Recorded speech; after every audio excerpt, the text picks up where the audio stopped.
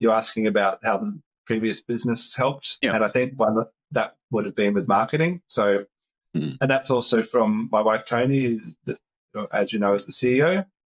Yeah. We were both like, we need marketing. We don't want to spend much on marketing, so it has to be kind of like viral marketing. So we intentionally added features to the game that we knew would get YouTubers to play it, and also conversations on Reddit and people remembering, because look, it is just walking a plank. That's like the main feature, and we knew that we'd be brutalized in reviews. So if that was all there was, and that still happens today, like individuals buy it thinking it's a game, and then they're like, "What? Where's level 2?" And I'm like, "What do you mean level 2? That's not a game." That's why we added experience to the name. But we still had to add some other stuff. So there was like 3 superhero missions. There's Easter eggs everywhere. Like there's a bell, and if you ring the bell, you get taken to the North Pole, where you get to play as Santa flying around the city on a sleigh. Oh, serious? I didn't even know that. Throwing presents into chimneys. There's, on the PC version, there's a soccer field out in the grassy plains, and you fly to the soccer field, and there's a big soccer ball, and you can use your jets to fly into the soccer ball. And also like the Rocket League game, right? Like, with the cars and But why is it only on PC? Why not taking that feature onto the Quest? Can't remember. Maybe it is on the Quest now. I honestly can't remember. If it's not, we shouldn't we? That's a crime. Not having that on the Quest. So there's lots. There's nightmare mode, Skybrush, where you get to fly around doing skywriting, which is probably the most relaxing part of it. But all of these things were added not mostly for marketing. So that is perception and reviews, but also talking points for people at Christmas time. We know that people get Oculus Quest quite often around Christmas. I think it's also pretty cool that what you said before is that what you've learned is to focus. And I think that that's the point that I'm like, which is brilliant, because this is it. It's a plank, it's an experience on a plank. And because of that ultimate focus, it becomes so super clear what the experience actually is about. So no other stuff is around it. And the things that are there are actually added for marketing purposes instead of like adding all of these features for something else. So that's a brilliant play. Yeah, thank you. And like people ask, why don't we add why didn't we have multiple environments? And we definitely could have, but they just weren't as good. And if we spent even an extra hour on other environments, it would mean that the city one is an hour less impressive, like worth of effort.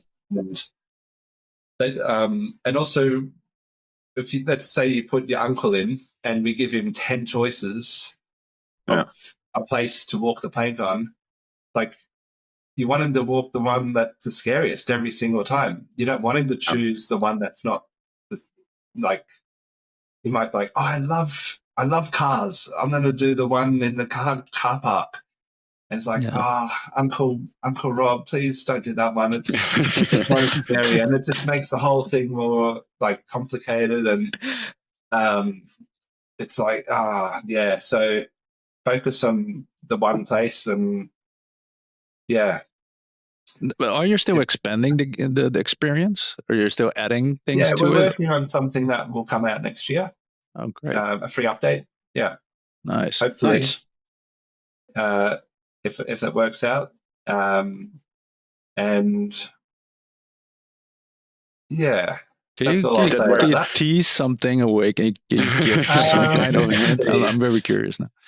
You don't have to spoil anything, but no, I'm panicking now, and if it gives too much away, then the whole thing falls apart. I understand. Yeah. And I know your viewers are probably really smart and they'll figure things out with that's a single all. clue. Yeah, exactly. Yeah. How much did it cost to produce Richie's Plank up until it started selling? And how many sales are there in total? I'm curious about that picture, and share what you want to share from it.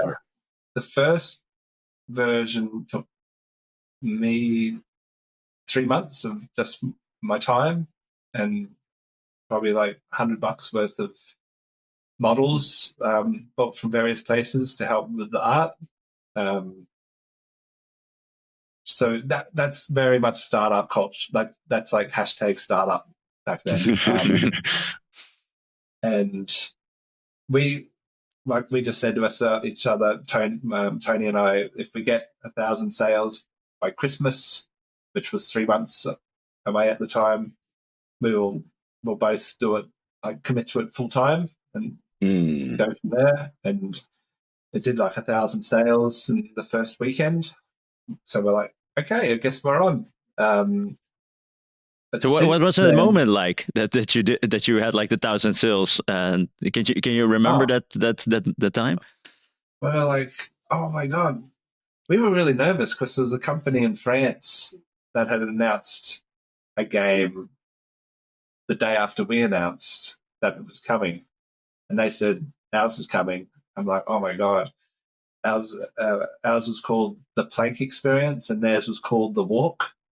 And I'm like, oh no, they even sound similar.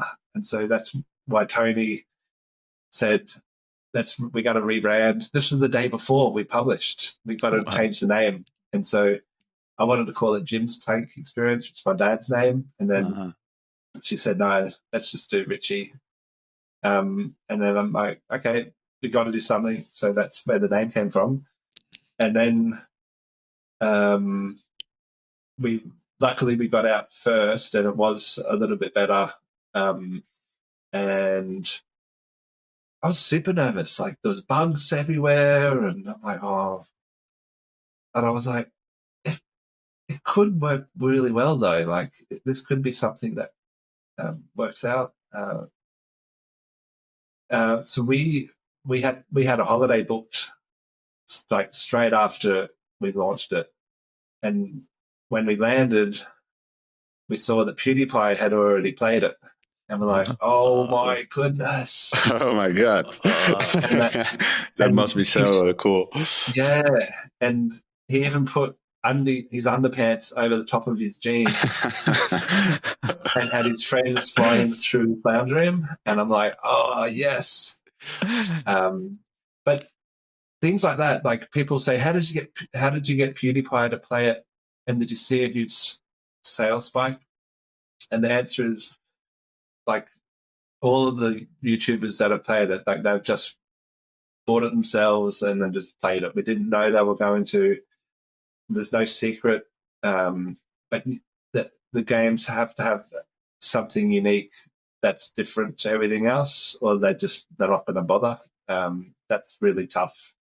That's nearly too late for that now. Like there's not many games now that offer something like crazy different, but there definitely will be. You just have to figure out what that is. But there was no spike after PewDiePie played it because VR was just so early back then.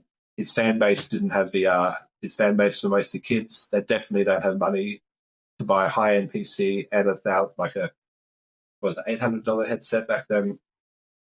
And so there was no blip.